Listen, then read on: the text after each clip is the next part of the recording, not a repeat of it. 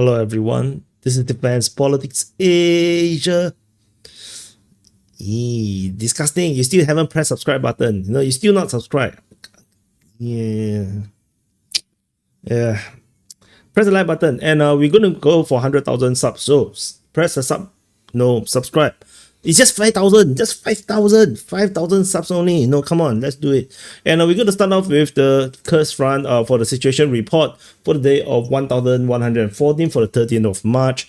And this one, I believe I have mentioned in the frontline in the SITREP yesterday. But because yesterday's SITREP is a bit late, so we have the same information still on the map. The only difference is some of the announcement. So Russian forces geolocated at Zaporizhzhia, and of course the Russian claims over at Molovoy, Goncharovka. So what does change is the Russian Defense Ministry's announcement. So they have announced that they have captured Molovoy, SUDZHA, Podol, and as well as Goncharovka. Goncharovka is actually the latest. It's just like a few hours old.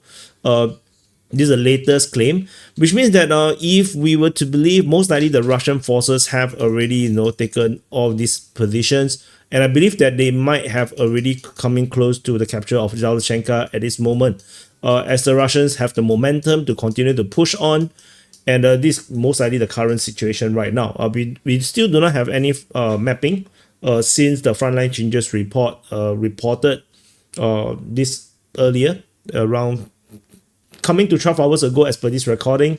So we'll probably have the frontline changes later in the frontline changes report around 12 hours from now, and that's probably what it's going to be. So this is a continuation. I believe like I said, the movement is getting slower. But if you look at the reporting, the fighting is reported at Bakhmut and Oleshnya, Gogolevka. Gogolevka could potentially also be coming from the north. Rubenskina also potentially coming from here. Goncharovka, SUDZHA, Zaporizhzhia all have been mentioned. Guevo also continue to be mentioned. So these are the usual, but we can also see that it's squeezing. It's squeezing and making it really tight. So definitely it's going to feel rather good, or rather bad for the Ukrainians to get out from this area here.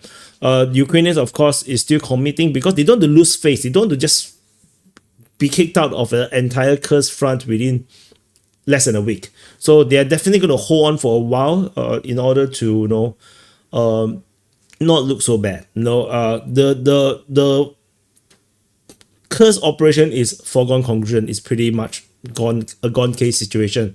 But we do have some other information. So the Russian Defense Ministry in their report actually mentioned Zaporizhzhia. So over here, Zaporizhzhia, the Zaporizhzhia is a bit off where the front line actually is. So this is a bit interesting. We do not have any mention of the capture of Gorno or Alexandria. So this probably is just shelling.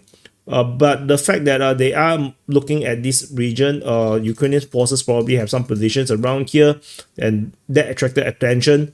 We might actually eventually see it as we transit from the Kursk front into a Sumy front. This might be one of the front line that the Russians may be going for. So a potential Russian attack in this way after the reconquest of Gorno and heading into the Ukrainian territory is a possibility. So that's the current situation, but not yet. I think this is still going to take a few months as the Ukrainians still is going to be able to fight pretty well, particularly around the Guevo or this forest region. They could potentially be able to hold here for months if they really do their best. So it's not impossible that they are able to hold this for a long time. The only difference is that in the SUDZHA region, this is a pincer developing, and as well, especially with the gas pipeline attack in the rear position, they just collapse the front line. Otherwise, the Ukrainians still have the fighting capability. They still have the capacity to fight in this front. So as our projection, they still should be able to fight effectively for the next 3 to 6 months.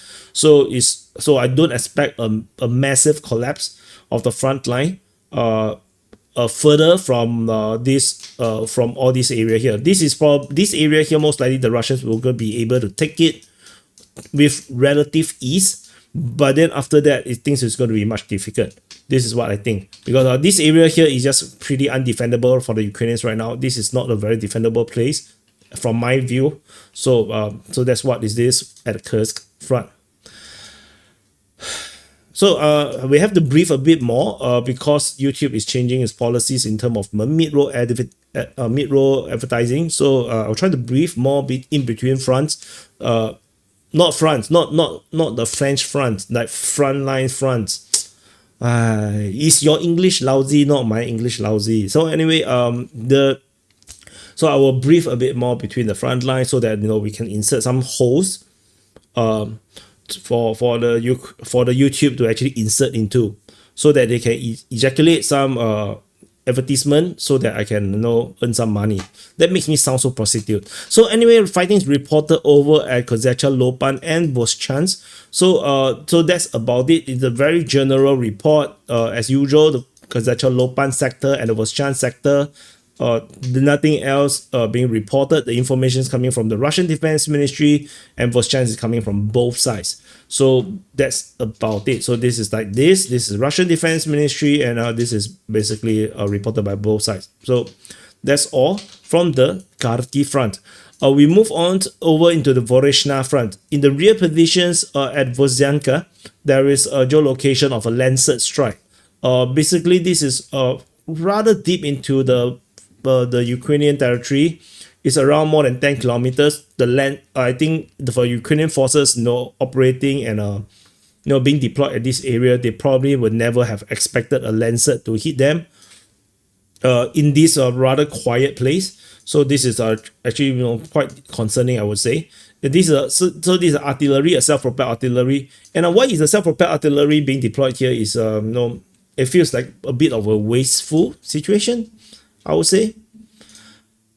I forgot to brief when we go into Dvorichna front. So anyway, so over at the Dvorichna front in the northern flank, we have the Russians attacking Krasny Pershi. According to the Ukrainian Defense Ministry, the fighting is probably coming from across the river or coming from further up north. Not likely further up north. Not sure. So probably Petrivka, crossing the river, or maybe coming from the south, from Novomlinsk. I think this is also a possibility. The Ukrainian mapping Deep State UA claim that they have retaken most of Fyholivka. So this is a Ukrainian claim. It's not corroborated. So the Ukrainian attack is being reported. So the Ukrainians are still conducting their best possible counter-offensive operations. But my criticism, as I always been telling you guys, is that they spread it out too much. Which means that they are going to achieve limited tactical success, and they're not going to achieve much strategic success, which is a problem. But of course, they don't have the depth now. I would imagine that they don't have the depth in their military to able to conduct to get any kind of a strategic success anymore. And this is also my biggest criticism of the 2023 counter-offensive. They literally just wasted such a huge amount of forces on basically crashing into a wall. I find it really depressing when you look from a Ukrainian perspective. It's like, why the hell do they do that? Like I mentioned before the offensive, they should have used that offensive force to go into Belgorod. Like, this is not so far. With the amount of force, they could have easily punched into Belgorod and conquered it. But they went to punch the wall, and it's all gone. And it's gone. So over in the southern part of the Dvorichna front, we have fighting reported at Doroshevka. So this is mentioned by the Ukrainian Defense Ministry. This could mean that the Russian forces at Zaporizhzhia are starting to push for Doroshevka. And this is a bit weird because we have the Ukrainians Ukrainian mapping claim that they have taken the forest in the north. And in fact, they also claim quite a bit of Zaporizhzhia. Basically all the outskirts is already supposedly taken by the Ukrainian forces. So the taking of the town should be arbitrary. But somehow no reports of this. And then instead what we get is the Ukrainian Defense Ministry report about the Russians attacking into Doroshevka or towards Doroshevka, which is kind of weird because you would have expected that they fight at Zaporizhzhia So I'm not sure what is happening. So these are something that you should probably need to know. Over in the Kupyansk front, also I'm also not sure why you need to know about the Ukraine war at all. Like it's not a need. Like you won't die, you will not get thirsty if you don't know. Maybe you'll get thirsty. It's like, you know, oh, I haven't watched Wired today. And then it's like, yeah, you get thirsty. That I do understand. Like no. Anyway, over at the Kupyansk front, at the Kupyansk. Russian forces attack at Fyholivka, mentioned by the Ukrainian Defense Ministry. So not entirely sure how to interpret this for now. Could it be coming from the north at Kalinove, or is it coming around on the opposite shore of Fyholivka as they continue to sway south towards Kupyansk? Not sure. So that's all from the Kupyansk front. Over the Borova front, things continue to be rather quiet in this sector. We have fighting reported only at Bohuslavka and Kopanki. If I'm not wrong, this Russian Defense Ministry report Bohuslavka is by the Ukrainians. So this is the two reports, and that's all we have. Still a bit too quiet, a bit unusual. So let's continue to wait and see. Over in the northern flank of the Liman front. So on the northern flank of the Liman front, this we already mentioned in our previous SITREP with the Russian forces entering into Novosilka. Fighting is now reported towards Novomihailivka, towards Nove, towards Delena Dolena, and shelling is reported at Rikodup. So the Russians definitely is pushing in this direction, and the Ukrainian forces seem to have their HQ at Rikodup. This is probably where they sent out their troops to the various front line, which is why probably they're getting shelled for 2 days straight already, 12 and 13. So definitely they are seeing something over here. So fighting at all these regions is reported by the Ukrainians. These are all Ukrainian reports. The Russians didn't really talk much except for Rikodup. So Rikodup is by the Russians, by the way. So that's all we have for this sector at the northern flank of the Liman front. In the southern flank of the Liman front, we only have reports at Toretsk and Zaporizhzhia. Both is reported by the Ukrainian Defense Ministry, with the Russian forces still yet to conquer Zaporizhzhia, and they are still fighting in the area of Toretsk. So, but that's about it for now. And we move on to the Siversk front. So over at the Siversk front, we have fighting reported at Fyholivka, Belhorivka, and Verkhnokamianske. Fyholivka is mentioned by the Russians. Belhorivka and Verkhnokamianske is mentioned by the Ukrainians. The operation at Verkhnokamianske seems to be the main push. This seems to be rather serious, and the secondary push is over at Belhorivka. There is a geolocation of another self-propelled artillery getting hit just off Zaporizhzhia. And so this might coincide with, I think, is it Norway or is it not Finland, or is it Sweden? I think it's Finland. I can't remember which Scandinavian country. They have donated a new set of artillery systems. I think more than less than 20, but definitely around the teens, like 17, 18 pieces of artillery with 155 mm shells. And of course, this is still not a lot, but definitely it helps for the Ukrainians to have some artillery system, because they're losing so many pieces. Even if they have the production of the 155 mm shells by all the allied forces, they're not going to get enough artillery to fire those shells. So I think this is why this is pretty significant in that sense. And all these self-propelled artillery getting hit, I wonder if these are the new ones. Like, because the announcement can come later, because they could have delivered first and then they talk about it later to avoid detection from the Russian side. So I suspect that this might be the newer ones, because we haven't seen much of this geolocation of artillery pieces getting hit in the other front line other than Kursk front for a long time. So I wonder if this is the new pieces. So I mean, there's a possibility. So over in the Bakhmut front, at the Bakhmut front, Fyholivka, I already mentioned about the frontline changes in the yesterday's SITREP. Over in the Chasivya region, fighting is still reported at Chasivya, And there is mention of Vyholivka, which potentially can be attacked from Chasivya, where the Russians already have a pretty forward position. So this is a possibility. The information is coming from the Ukrainians and the Russians. So this is a Ukrainian report. These are Russian reports. So you can interpret the way however you want. This is interesting.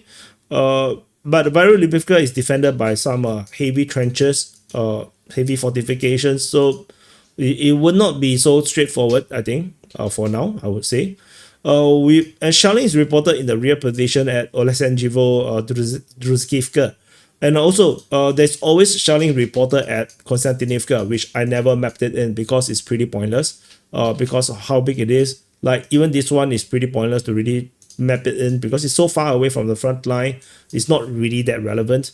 But just let you know that Konstantinivka is constantly a target for shelling because this is the regional HQ for the Ukrainian forces at the Bakhmut front. So this is a T-90 tank geolocation getting destroyed by the FPV drone, or at least hit by the FPV drone around Petechny to Poshki region. So it clearly shows the Ukrainians have the intention to stay this position, and also that they still have tanks. Over in the Toretsk front. At the Toretsk front, at Toretsk itself in the northern flank, we have fighting reported at Druzhba, Krymsky, Toretsk, and so that's about it. Toretsk is mentioned by the Ukrainian Defense Ministry, and then the Krymsky is mentioned by the Russians, Druzhba is mentioned by the Ukrainians. So Ukrainian Russian report. So there is definitely fighting around here, and with this also that does invalidate their own announcement. They previously said that they have captured Krymsky, so now it looks like they have not. It looks like the Ukrainians are back for sure, but they still have not really acknowledged the Ukrainian presence in Toretsk itself. Geolocation of M113 just on the outskirts doesn't change our front line. That shows that Ukrainians also do not have a firm control of Toretsk. So this geolocation is of the M113 hit by an FPV drone. So the situation in Toretsk is definitely still very in flux. It's definitely not so clear cut. So we will definitely just have to wait further. I think both sides are unwilling to reveal much because the situation is so dynamic. Any footage would have compromised within Toretsk might compromise their own tactical situation. So we're going to have to wait for more information. Oleksandrivo is mentioned by the Russian Defense Ministry again. Some kind of actions around here, but that's about it. Most likely just shelling because there's not much meaning in taking Oleksandrivo. So it's not very meaningful, at least for now. Over in the northern flank of the Pokrovsk front. For those that do not know, this is Pokrovsk, and this is the Pokrovsk front. At the Pokrovsk front, we have fighting reported over in Melanivka, Yelizavetivka, and Vyholivka. The information is coming from the Russians, Ukrainians, and Russians. So a bit more on the Russian side, Ukrainian and Russian. So definitely it's a general direction of attack in this way. So the Ukrainians are doing very well around here. The defensive line here holds well. So the Russians don't really have much success. So that's about it around this area here, as they have very strong support in this region with Novoekonomichny, Mykolaievka, and Vyholivka. The barbecue around here does helps to keep the Russians away. Yeah. So over in the Minokhrad sector, at the Minokhrad sector, fighting is reported at Promin, Minokhrad, Lisivka, Novopalivka, towards Pokrovsk, Shevchenko, and so that is the area. A bit lesser than yesterday. The information from Russians, Ukrainians, Ukrainians. So only two of these is Ukrainian reporting. So these two is Ukrainian. These are Russian reports. So yeah. So that's mainly it. But as usual, I would say this is a rather static line. Don't expect too much changes around here until the Russians have a much bigger envelopment around the twin cities of Vinogorod and Pokrovsk. We are not going to see any frontline changes around here, I would say. So for those that don't know, this is the twin city. This is Pokrovsk, this is Vinogorod, and these two cities combined makes this area very formidable, very difficult for the Russians to take, because it's these two twin cities can support each other. But this is just a smaller version of the bigger ones, Sloviansk and Kramatorsk. This is the Russians would have to flank it around first, and threaten some kind of cutting off of the final retreat route. Then they can start to push in. If not, it's going to be a suicide charge. So don't expect too much frontline changes around here. Where to watch is actually to the flanks. The two flanks are the one that's to watch. Over in the Pokrovsk sector, fighting is reported over at Kotline, Udachne, Uspenivka, Novosilka, and Alexandrivka. Russian forces geolocated at this very position, which was already mapped as under Russian control, continue to show Russian presence around this sector, allowing the Russians to hit into the real position at Udachne or coming into the north of Novosilka. Information as usual, Ukraine, Russian, and then this is Ukraine, Russian, and Ukraine. So mostly Ukrainian reports. So Ukraine, Russian, Ukraine. I think this is Ukraine. Uspenivka, both. Okay. So yeah, that's the reporting around here. So let's wait and see how this goes. Tentatively, no frontline changes in this sector. Over in the southern flank of the Pokrovsk front, fighting is moving in the direction of Kotlярivka and Strypne. Strypne is mentioned by the Russians, Kotlярivka is mentioned by the Ukrainians. So very quiet here as well. So as usual, no. I wonder if it's because the weather condition, maybe the muddy season is here. I wonder if there's a possibility for the reduction of actions around this area. I'm not entirely sure. So you guys who live in the region, you can let me know if is the Rasputitsa is here yet or already. Over in the Andriivka front, they have fighting reported towards Oleksievka, Andriivka, Constantinople, and towards Bakhmut. So information coming from the Ukrainians and Russians, and this is Russian. So Ukrainian, Russians, and Russian. So the Russians already pretty much claim Andriivka is under their control. So they are not talking much about it. Constantinople is definitely still contested. So yeah, so that's the situation in this sector. Moving on to the Velyka Novosilka front. So this is Velyka Novosilka, this is the front line. Over in the northern eastern sector, there is a frontline change in this area here mapped by the Ukrainian mapping, showing the Russians have taken yet another tree line west of Rozdone. So this is happening right here. Fighting is moving in the direction of Odradne. Shelling at Fyholivka is mentioned, and fighting is reported at Belatsky. Belatsky is mentioned by the Ukrainians. Shelling is definitely by the Russians. Odradne is mentioned by the Russians as well because it's the real position. So this is by Deep State UA because of the frontline change. So you can say it's a Ukrainian report. So that's all from this sector. Nothing else since the Russians captured Dnipro and Nahia, and the fighting moving towards Vasily is not mentioned. Over at the western flank, we have fighting reported at Vilnipole, Novosilka, Rivnopil, as well as towards Novopil. So I think that's all. Yeah, correct. And information from is Ukrainians. I think it's all Ukrainians, and Vinopil is also Ukrainians. These are all Ukrainian reports in this area here, and that's about it. There's still definitely still operations around this area here. So nothing particularly have changed, except that you are having a birthday. For those that are having birthday today, happy birthday to you.